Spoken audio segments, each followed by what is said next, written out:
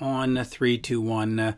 We are speaking with Rob DeLuca of course, UFO, Sebastian Bach, and Spread Eagle. Three, of course, classic outfits, Rob. How are you? I'm doing very good, Mitch. Merry Christmas, Happy New Year's to you. Yes, absolutely. And, Well, and hope all is well with you and yours. And by the way, fans, this is not an interview today. We are doing, I am declaring my best of list. We've done the best album, which was Black Swan, with Robin McCauley, who of course played with Michael Schenker, who of course played with UFO.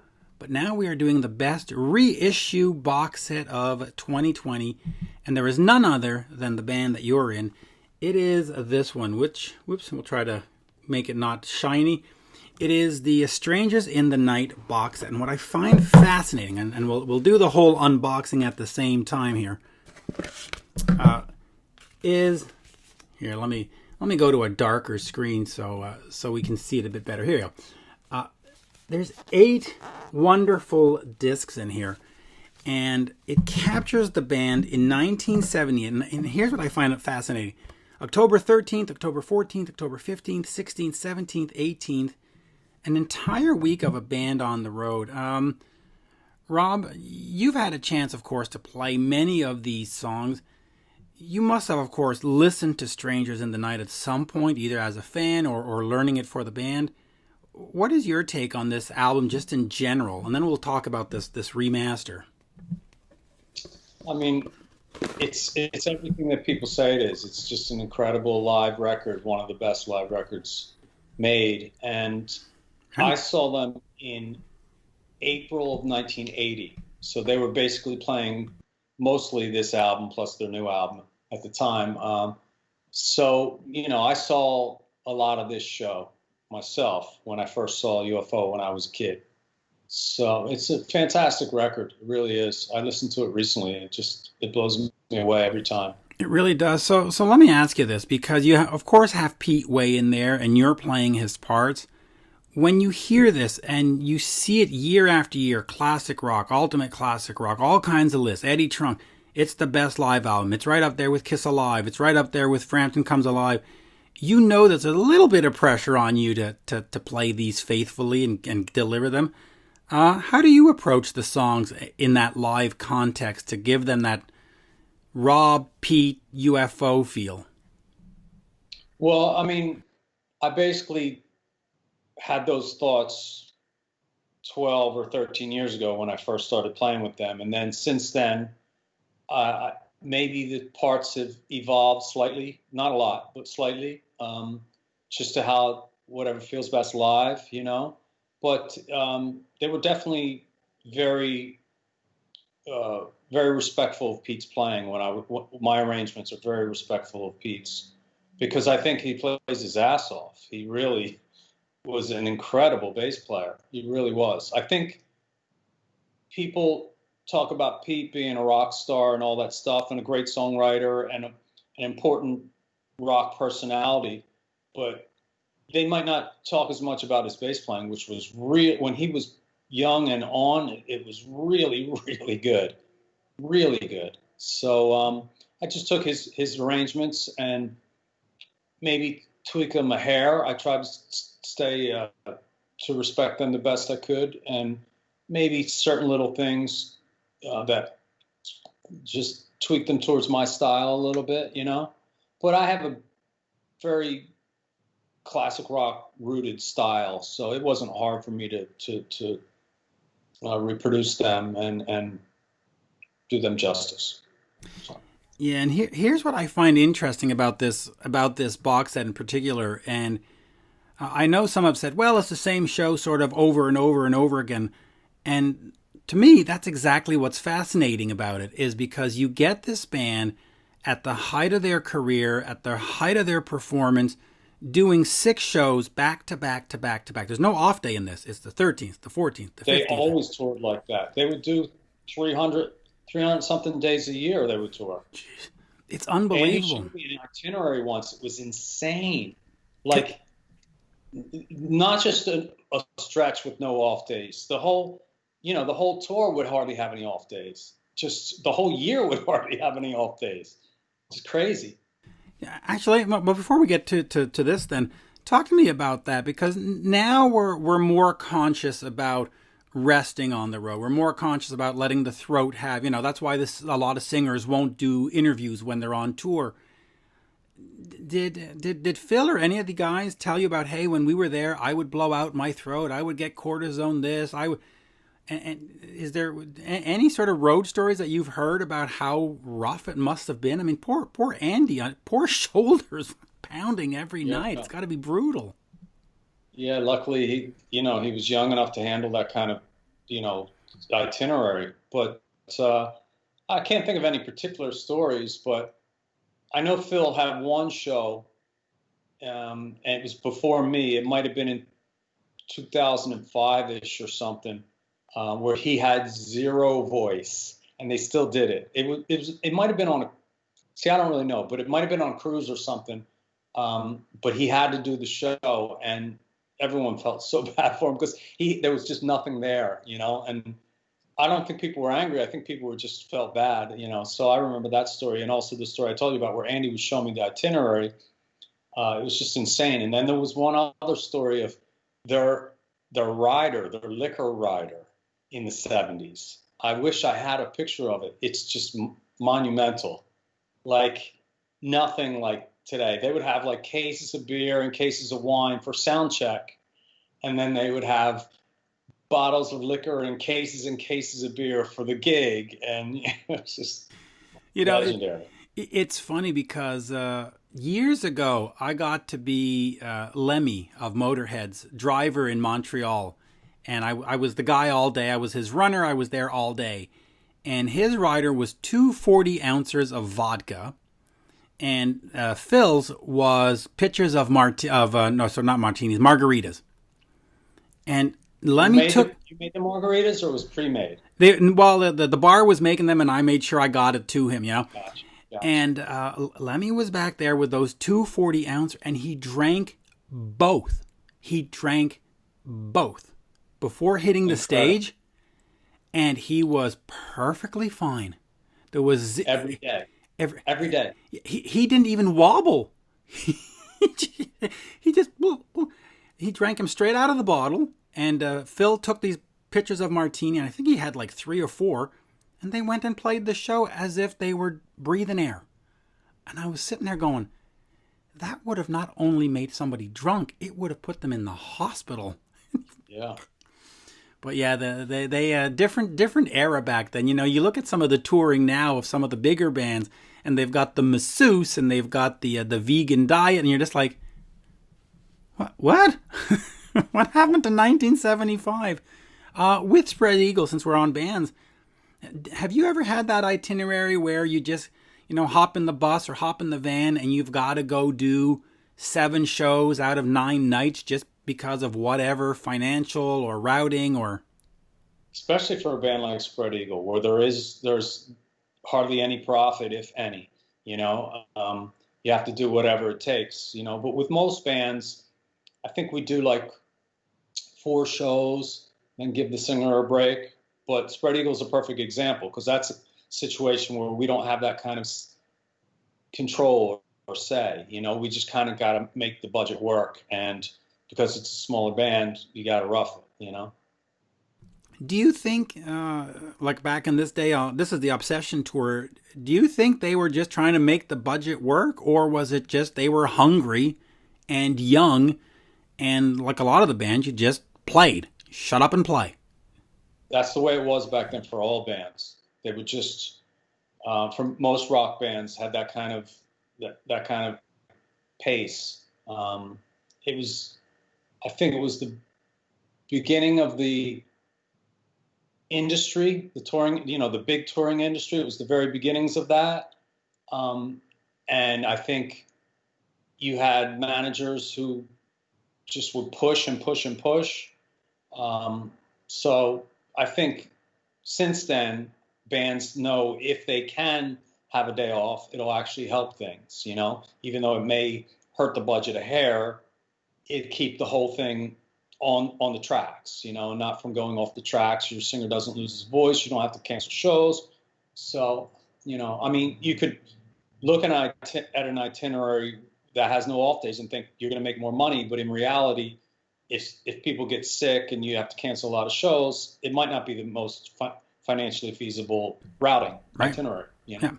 Yeah. And that's, by the way, what I notice with Metallica these days. They'll do 2 weeks on, 2 weeks off. And in those 2 weeks on, they're only doing like 3 shows a week. They're like, really, let's make sure. It must be nice to have that kind of budget where you can do things like that, you know? Well, it's but funny. Then again, I have to say, there's something good about, you know, say a lot of tours I do are like 15 to 20 shows. A lot of tours I do are 15 to 20 shows, come home for a bit. And if you were spreading them out, that would make it a much longer tour, you know, and it's, you know, it's nice to come home. It's nice to tour and it's nice to also come home, you know? So 15 shows with 3 shows a day is 3 shows a week is very different from 15 shows with 6 shows a week or 5 shows a week, you know, lengthwise. So that's something to think about. It's kind of nice to get it done, you know, and do what you set out to do. And well, it's also nice to get in a groove and stay sharp. Once you get the band playing and you hit that pocket, and then you take 4 days off, it's like, I don't know, but I agree. You know, listen, there's 2 things I'll say to this. First of all, Metallica play at such an energy or such a level that poor Lars. I mean, how do you do blast beats and those heavy riff stuff? You know, 7 days out of 9. You know. Yeah. But the other complaint I've heard is the opening band. The hardest on vocalists and drummers. I think touring is the hardest. The physical aspect of playing is the hardest, and the longevity of it is the hardest for vocalists and drummers. It really is. But the other complaint I've heard from bands that tour like that is the opening bands, they can't afford to take 4 days off and then 2 weeks off. So they got to keep playing and but then they have to go outside the radius clause and all. And it becomes such a cluster that it's difficult. But you're opening for Metallica, so you smile, you show up, and then you drive your van and smile. Hey, that's the way to do it. But let me get back to this box set, because to me, again, it really is the reissue box set of the year. First thing that I find interesting is when the band comes in, and I'm just looking at the box set here, when they come into Cleveland or they come into some of the bigger markets, they're playing 15, 16 songs, and then they go to Kenosha or some of the smaller markets, and they're playing 12 or 13 songs. And this is not just UFO. All the bands did that. For the big markets, LA, New York, Boston, Detroit, they're getting the whole kit and caboodle. And for some of the smaller markets, you're just filling out the contract. Contract says you're playing 75 minutes, you're playing 75 minutes. Is that something that the band still does? Like when you're out on tour with UFO, does every city get the full thing? Or do sometimes you go, listen, tonight we're just going to do the 75 and get out of here? I think for the most part, with every band I'm in, everyone gets the full amount. But, you know, there could be situations where, say, there's a show that didn't sell well, you know, or that you might cut a couple songs, or maybe the singer is thinking about tomorrow is New York. So maybe we should do a couple less songs tonight, or maybe that show in New York is going so crazy that they want to do a couple extra encores. So for the most part, you have the same template. But yes, it can be altered a little bit depending on what's going on, what's coming up, or say you just did New York last night and it was a monumental show, and you're a little tired, maybe you'll pull a song out or something like that. So yeah, I'd say going into it, the template is the same, but it gets altered depending on the situation. Yeah, and I've had, in Montreal, I've seen bands come in and cut 2 or 3 songs, and they're like, yeah, but we have a 14-hour bus ride to Chicago tomorrow, so we're going to have to, It's like, okay, that's fair. You gotta play. Just looking at these songs here, the other thing that I find fascinating about this set, and why I'm declaring it my reissue of the year, is the fact that for these 6 shows, you sense the excitement of the band and you sense the energy, but you also feel that the tiredness. You feel the bumps on the road. it really exposes the band, and you sort of get it as a fan. You get a sense of, I understand what it was like to be on the road with them for that 1 week, because some songs are faster, some songs are slower, some songs you can tell they're tired, sometimes the voice is just a little bit, and you go, yeah, it must have been hard, and that's 1 week. They must have done. It's kind of cool that it's all within 1 week. That is a really interesting way of looking at it. It really is. So when you're out there with Spread Eagle or Sebastian or UFO, and you're doing these runs, does it just? I mean, is it just adrenaline that gets you through it, or do you get tired at some point and just like, do you ever show up at a gig and just go, I'm just not in the mood tonight. I just want to go home. Yeah, but not too often, because I'm kind of unique. Like, I get out on the road, and I'm really, the whole day is about the show. So I don't, like, when I was younger, I used to do more sightseeing and stuff, and going to museums and hanging out with friends. Like, touring could be a way to like reconnect with all these friends all over the country. Now I'm more like about conserving energy, and really being ready for the show and seeing friends after the show. And so I guess it's your, how you go about budgeting your time or your focus. But I'm still very focused on the show the whole day, like what time you shower, what time you eat. It's all, I mean, not that everyone else isn't like that, but I'm saying I kind of conserve my energy more than I used to. And so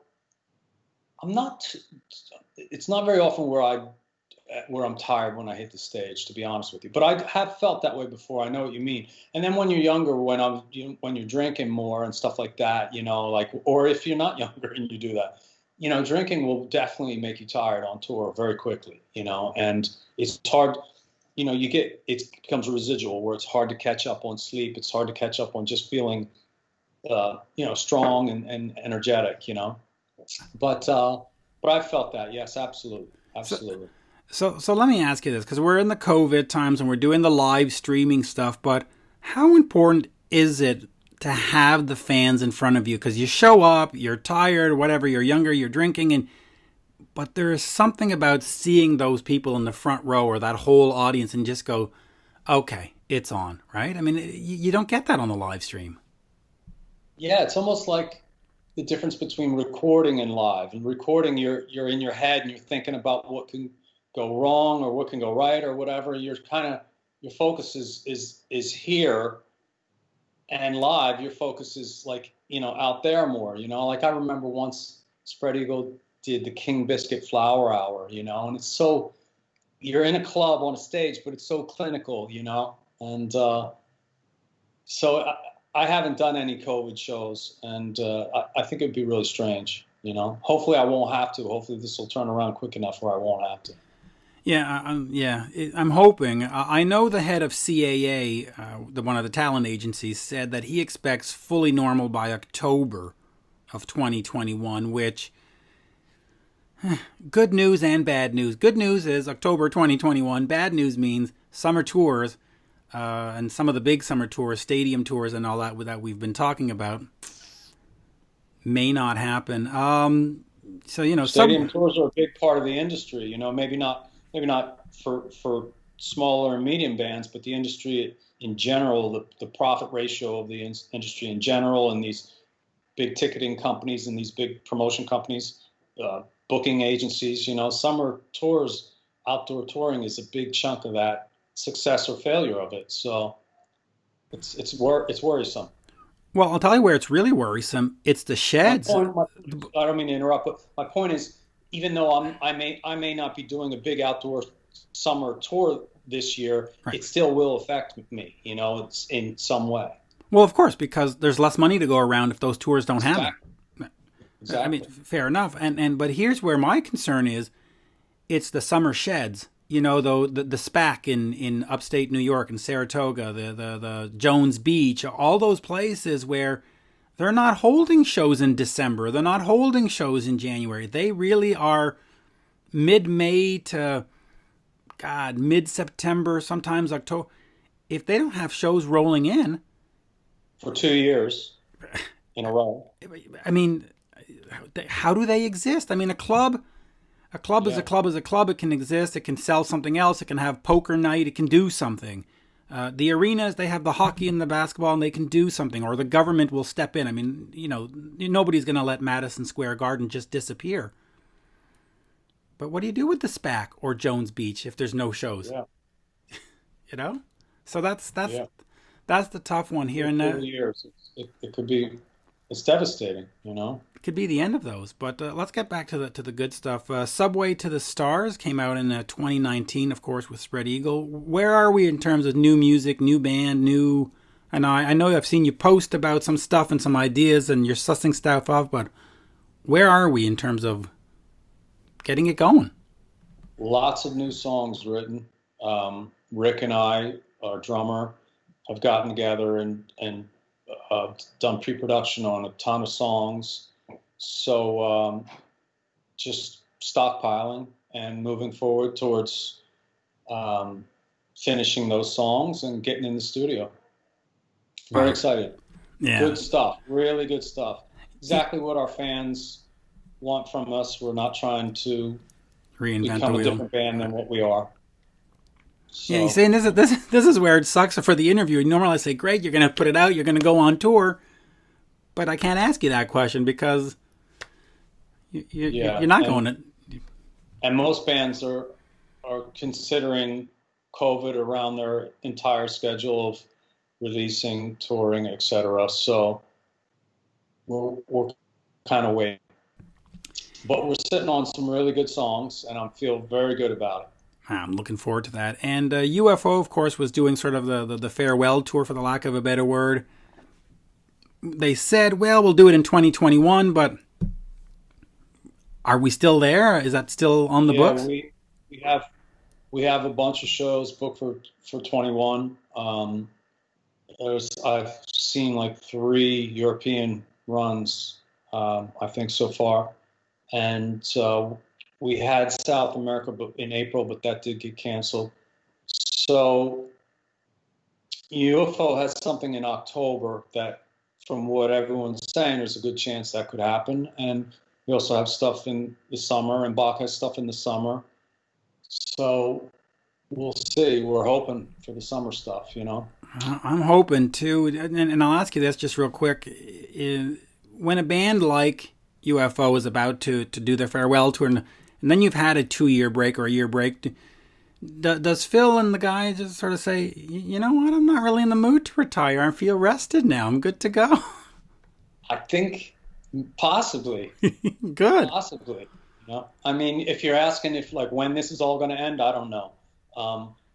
But we're talking about shows in 21, so I hope it keeps going. Like, I understand it may get difficult at some point for everyone, for any human, but if you can do it, and that's what your legacy to the world is, why not do it for as long as you possibly can? That's the way I look at it. Like Paul Raymond, he gigged right up until he passed, and that's like Lemmy. Thing, like Lemmy. Yeah, all those guys. I'm telling you, Keith Richards and Mick Jagger are going to pass out on a stage, or pass away on a stage. They'll be 97, 98, 99, but that's what's going to happen. Anyway, this box set, folks, Strangers in the Night, is available now.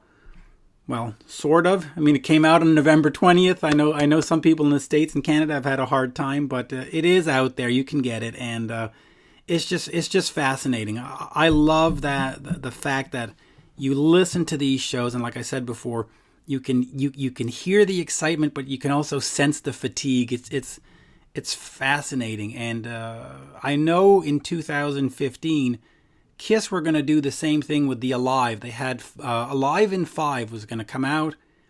They were going to do it. It never came out. It's supposedly in a vault for Universal Music, but I hope that band and other bands do this, because you really, as a fan, you get a sense of what it was like to be on the bus with UFO for a week in 1978. Anyway, there you go.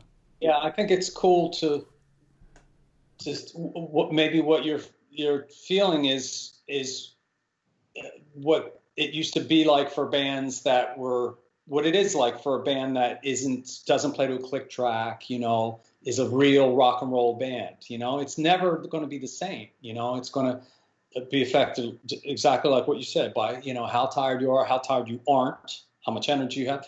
If you've done some maybe mood influencing substances or alcohol or whatever, or if you've been sick, or if you are sick or getting over being sick, or how many shows in a row, it's really cool to see that a real band touring, and what it sounds like. Yeah. Oh, it's a perfect documentary.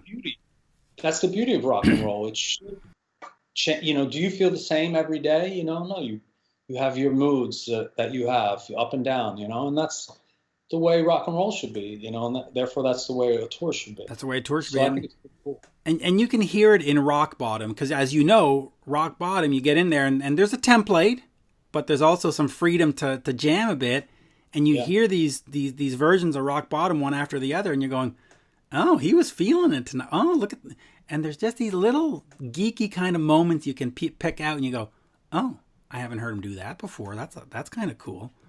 By the way, And by the way, how that's why it's great to have all so many different versions in one release. Yeah, and here I'll finish on this. When you guys play with Vinny and stuff, do you just let the moment take it away when you're doing Rock Bottom or something, or do you have like do you practice something at rehearsal that's not rehearsal, you know what I mean, sound check, and you go, okay, tonight we're going to extend it. Like how does that sort of, does it feel, or is it rehearsed? Well, we don't do sound checks, so we may do maybe one a tour at the beginning of the tour, the first day. If something is going drastically wrong within a tour, Phil may call a sound check. I'm talking about UFO. So what we have, for speaking about Rock Bottom, we have like what I would call signposts. So we'll basically let Vinny dictate the whole jam section, but then when we hear a signpost, we know it's going to a next part, and it might not be necessarily the next part of the song. It might just be the next part of the jam. You know what I mean? But we have these little things where we know what's going on, and it brings us all together for a minute, for a second, and then other than that, it's just Vinny just how he feels it. That whole part is quite a journey. It's like a song in itself. So we let Vinny kind of guide us. Yeah, through the little cues. And I got to say, there's a UFO release called Showtime with Jason Bonham and Vinny. And that release is just stunning. That the band was so on, and Vinny was so on, and that version of Rock Bottom on that is fantastic. It's just it's you just listen to it and you go, fuck yeah, well done, boys. Anyway. And then there's another disc on that where it has them playing with a quartet or strings, and which is really cool. Really cool. Yeah, super, super cool. But hey, you know what? Listen, I've gone down the UFO rabbit hole this summer. I have got, as I've said before, 1,830 songs in my phone of Schenker UFO Scorpions, all tied together. And I think I've been listening to it since late June, and I'm still not done. I will get there. So you'll have multiple versions of one song. You'll have to listen to, say 10 versions of the same song. Yeah. Well, no, I mean, I've got 10 versions of Rock Bottom, but it's 1978, 1985, 19 this and that. No, I know they're different. They're all different. Yeah. 10. Oh yeah. Yeah. Oh yeah.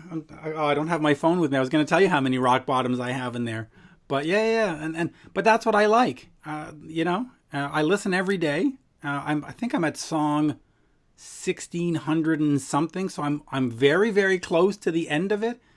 But I just like it. I've got acoustic versions of Scorpion songs. I've got a piano version of "Rock Me Like a Hurricane" and orchestral, and of course the UFO stuff, the '70s stuff compared to the '80s stuff, the way they played it, with the different guitarists, and Very different.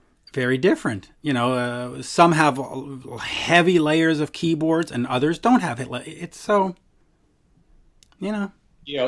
Currently we have a few things that that had keyboards, were more keyboard oriented, where Neil Carter's now doing them live a little more guitar oriented. So it's interesting. Yeah, and of course, well, that's another thing. Having Neil back, come and go, and there's a band called X UFO, which was a whole bunch of ex members. I have their albums in there too, because it's interesting, because what's the X UFO album called? They do a live album. They have this band X UFO does a live album. I've heard the band, but I didn't know about the album. Yeah, and they play all the songs. So it's all sort of like, the B and C. Oh, that sounds wrong, but you know what I mean. Like it's not Michael and Phil. It's all the other guys, and they're doing their versions of the songs live at a festival, and it's fascinating because it has sort of a fresh coat of paint on it. And anyway, I'm a geek. What are you gonna do? What are you gonna do? Spread Eagle, folks, keep an eye out for that. Sebastian Bach. Always love seeing Sebastian. Whatever you want to say about Sebastian, the guy delivers live every time for... Absolutely. What is it, 30... When did they come out? 89 was the first one? It's about 31 years. Yeah, 31 years. 89. It's 31 years, yeah, 31. And again, fans can say whatever they want. Dee Snider can say whatever they want on Twitter. When you see Sebastian live, and I saw him open for Bon Jovi, and I saw him, he has always just been fucking great. So yeah, and still he's one of the best frontmen. Yeah, really awesome.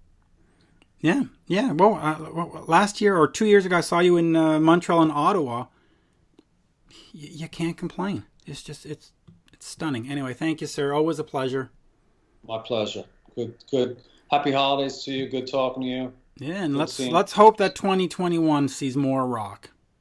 I hope so. Less live streams, more on stage stuff.